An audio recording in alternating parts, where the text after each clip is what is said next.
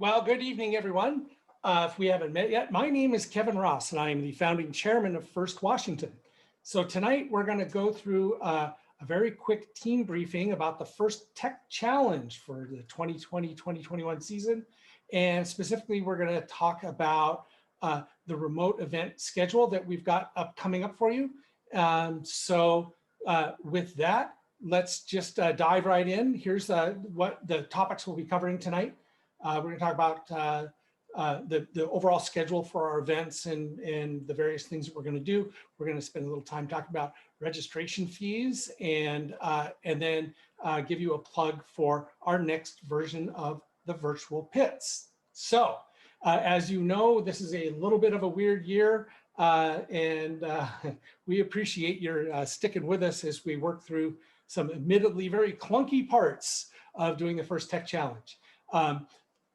Since we know that many teams are still unable to meet and are having some difficulties getting things kicked off, we have elected to slide the schedule, and we're sliding the schedule as far out as we think we can to give teams a little extra time to figure out how they'll be able to meet in person or how they'll be able to meet and make progress. So the schedule that we've ended up with for doing our remote league play events, we're going to do we're using the remote system that First has set up and prescribed for us.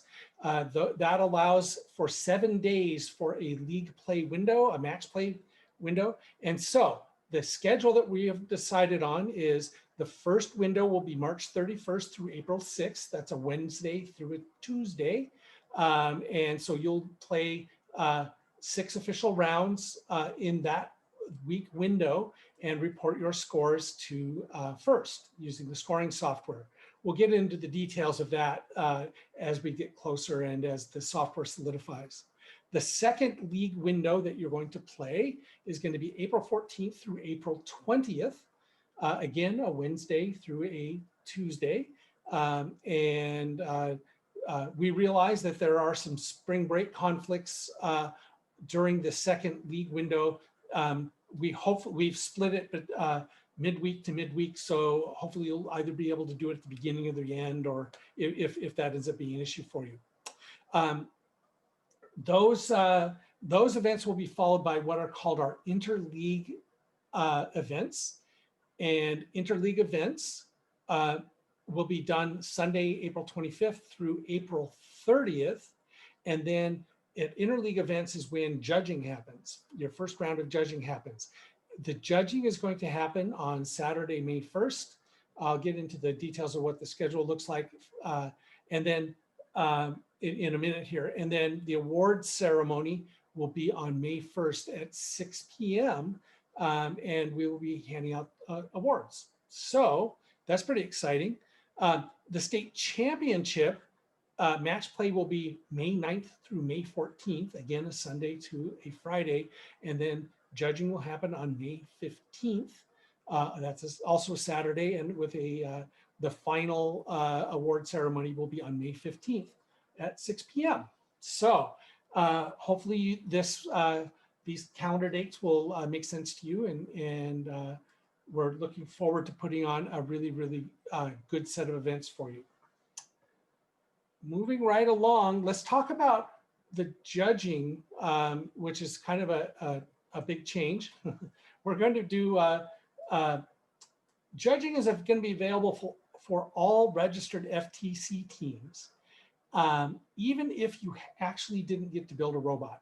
And we are anticipating that there are going to be some teams that just won't be able to build a robot to compete. And so what we've done is, nationally, what we have done is we are going to allow teams to submit CAD designs and virtual designs for the robots, as well as physical robot designs. If you've actually gotten to build one, you can show us that. If you didn't get to build it, we'd still like to see what you've done, and you will be eligible for the Innovate and the Innovate Design and Control Awards.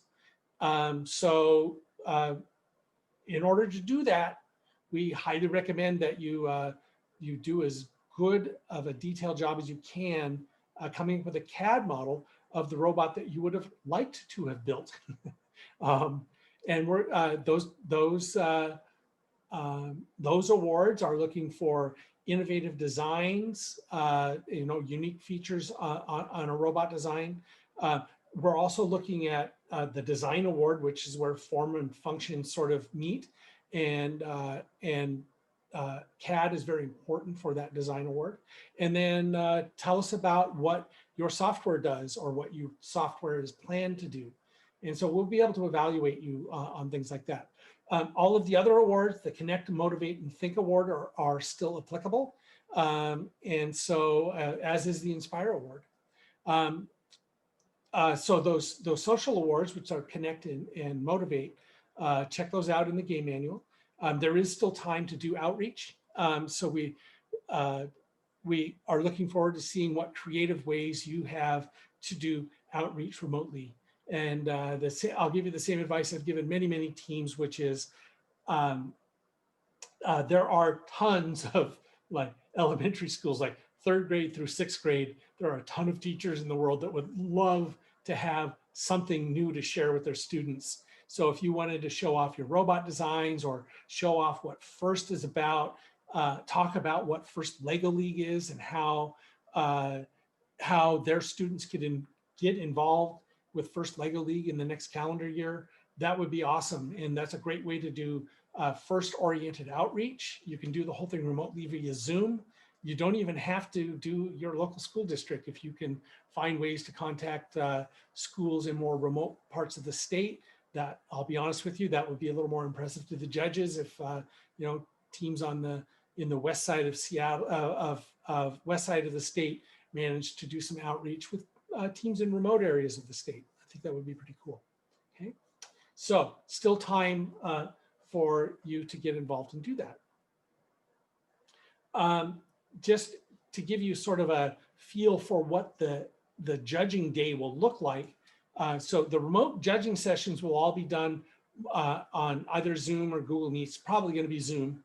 And we're going to try and follow our standard day. So the length of the day will be about the same as it is when we do an in-person event. There'll just be big breaks for your students during the day, since there won't be gameplay that day. So we'll do the initial team interviews between 8 a.m. and 11 a.m. And those team interviews involve an optional presentation that your team could give to the judges. It's completely optional, but you can have the first 5 minutes if you would like to give a prepared presentation. That presentation should be done live. We're not looking for a videotaped presentation, but it should be live.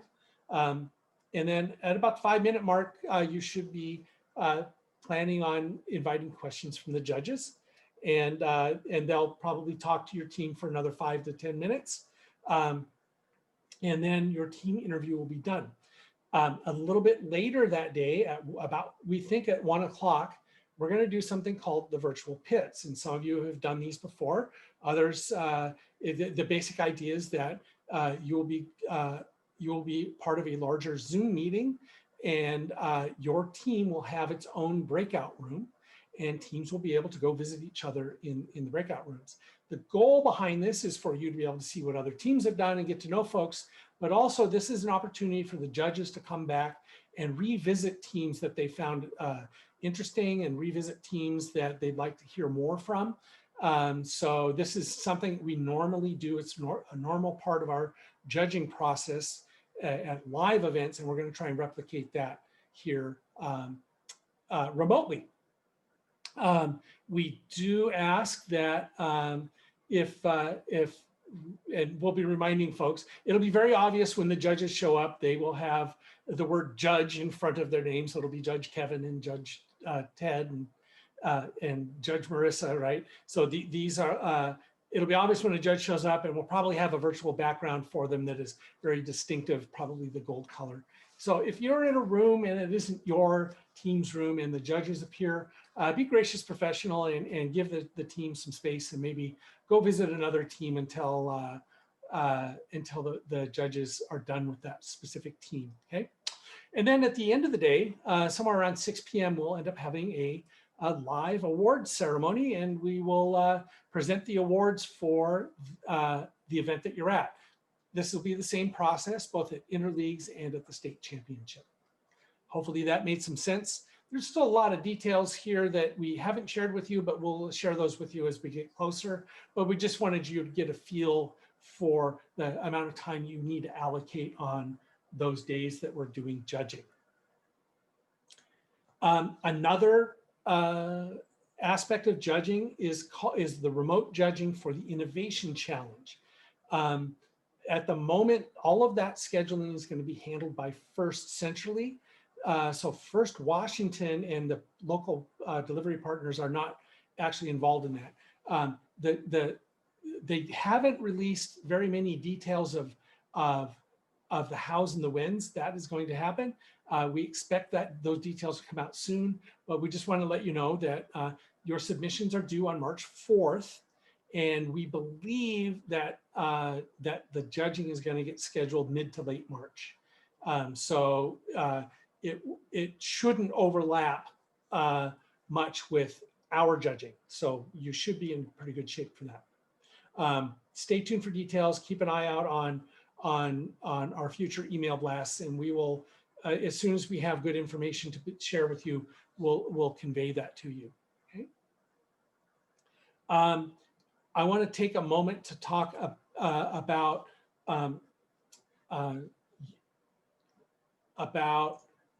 registration and league assignments. So our intent from First Washington is to send out invoices by February 12th. So, and then you'll have about a month to pay us. So we really appreciate your paying as soon as you can. Payments will be due on March 12th. So that'll be great. And we're, as soon as we know, we're going to start doing league assignments also on February 12th. And then once we know how many teams actually register, because we don't have 100% clarity on the number of teams that are actually going to compete this year, interleague assignments will be done on February 26th. The importance of that is that your Dean's List submission is associated with the interleague event that you're scheduled to be a part of. And so if you're concerned about submitting your Dean's List submission, your Dean's List submission will be due on March 15th, and it will be submitted in conjunction with the interleague event that you're assigned to. So relax, you're good. You haven't missed your Dean's List submission at all. And but I would go, if you wanted to go ahead and write your Dean's List submission for your students, that would be awesome. And you could have it ready to go on March 15th. You'll find that Adrian will be communicating with you a lot about these, the details of these events. We really appreciate your promptness and completeness in finishing the information that she's asking for. Mostly it's going to be, are you planning to compete? And some other questions. By pushing the schedule as far as we did, we have to be a little bit flexible on all of our league assignments and stuff. And the earlier that we can have the information to make those determinations, the easier life will be on all of us. We also want to thank you in advance, because this year we believe we have a good plan. This is the first year we have ever done it this way. I guarantee you there's going to be some clunkiness, and we appreciate your gracious professionalism in realizing that there is a large group of volunteers putting this whole thing together. I'm a volunteer, Kevin Emery is a volunteer, and we're all relying very heavily on your gracious professionalism to put up with the clunkiness that ensues. Adrian is going to put in an enormous amount of work to make sure that we smooth over any clunkiness that shows up. The clunkiness is our fault, not hers. So if you need to yell at somebody, go ahead and yell at me. That would be the appropriate person to yell at, and I will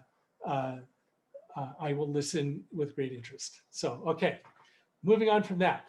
There will be the Washington State registration fees um, are going to be due. Now, good news is that we have a First Washington grant that we can issue to, we believe we'll be able to give grants to all of our teams. In fact, we intend to give grants to all of our teams. So there is a grant application. I'll show it to you here in just a sec. It's going to be open until February 5th. Your team should apply for this grant. And there's some demographic information and budget information that we're asking for. But if you fill that out, your registration fee will drop to $475. It might actually even drop lower depending on how much funding that we actually have available. But if you fill this grant out, your registration fee does go down to $475 from the $925 that it's been in the past. This demographic information is really important for us to be able to document to our donors how their money was spent. And it also allows us to have accurate information to approach new donors for future years. So it's really important that you do this. I realize that it's, yeah, another form to fill out, but it's really important and allows us to keep the cost of the programs as low as we can. Please go ahead and fill out. Now, let me, as always, there's almost always a question about where that is. So if you go to the First Washington website, firstwa.org, and you click on select programs and click on First Tech Challenge and scroll down just a little bit, it is literally the first thing on this page, First Washington grant link. And if you click on this, it will bring up a little window, and it's got the application for this year. You'll need to fill one of these for each of your teams. And do your best to give us the best information that you can. I highly recommend before you start filling this form out, read it once to go all the way through, because there's some information that, at least when I fill it out, I always get about halfway through and realize I don't have the budget numbers off the top of my head. So I need to go look them up. So there's a little bit of data collection that you'll need to do. It's not bad. I do several of these every year. So you can do that. It's the demographic information, things like free and reduced lunch and such. If you need to use last year's numbers, that's fine. We realize this is a really weird year. So if you use your last year's team numbers, or give us your best estimates on all of these things. They're not really collecting free and reduced lunch numbers for this calendar year. So, but if you use previous years from your school, or take a good shot at your what your local community is like, that will be fine. And then your mentor demographics and budget information. The more accurate you can be, the more that our donors appreciate that you're doing that for them. Okay. If you applied for an OSPI grant, you should have heard already how much that you received from that grant. If you have not, you might want to contact your CTE director / iGrant administrator or schools administration to find out if they have heard. It looks like they've all been processed and all have been released, so you should have heard about that already. Okay, and then the last thing is that we're going to leave registrations open all the way till the end. So if it turns out that your team decides on February 20th that yes, we'd really like to be compete and be part of it, we are going to leave registrations open. Just contact Adrian Rimey about your intentions, and we'll make whatever arrangements need to be made so that your team can compete. So. It is a weird year. Okay, let's see. I think that is fairly straightforward in terms of our calendar dates, our registration dates, and some of the things that we need you to do, especially that First Washington grant. But it's important information for us to convey over. Now, as you recall, as part of the judging, we talked about doing the virtual pits. If you haven't done one yet, it's basically a large Zoom meeting, and each team who registers with us in advance will get their own room to do whatever you want in. We'd like you to do a virtual pit, right? And so, you know, we'd like you to be appropriate and those and gracious and professional. And the idea is that people, other team members will wander around and come visit you in your virtual pit. So having some information like in a PowerPoint slide or some graphics or maybe some of your CAD stuff would be really cool for you to have. And by joining us for one of our pre-event virtual pits, your team will get an opportunity to see what other teams are doing in their virtual pits and to kind of think through a little bit how you would like to present yourself as a team. And so our next one is going to be on a Sunday on February 7th from 1 to 3. Most of the other ones have been on Saturdays. There are some, we realize that Sunday is a religious day for many. Please realize that Saturday is actually a religious day for others. So we're trying to balance things out a little bit. So we'll probably have one in February. We'll probably do another one in March. But if you can get as many kids as you can to join that, that would be great. If you can update your Zoom client, the software that you're running to access Zoom, we're all running 5.4.9 at this point. Easiest way to just do that is to just go to the Zoom page and click download and just get whatever the current update version is. If you have an older version of this, the virtual pit experience isn't very fun because you actually have to ask to be assigned to a room. Anything past 4.3 will get you the newest features, and they update this quite often, and so we're trying to keep ourselves updated. So before you come to a virtual pit, go ahead and update that software. Your experience will probably be better. Thank you so much for being a part of First Washington. I think that even though this is going to be a little bit of a clunky year, the combination of the remote events should be fun, even for teams who can't meet and build. We have the ability for you to build a virtual robot and be eligible for our awards. We also have the Innovation Challenge. If you haven't seen that, go check out the updated game manual. There's a whole section on the Innovation Challenge, and we look forward to being able to engage your students and make them part of the FIRST community. Thank you so much for joining us, and we'll see you at our next event. Good night.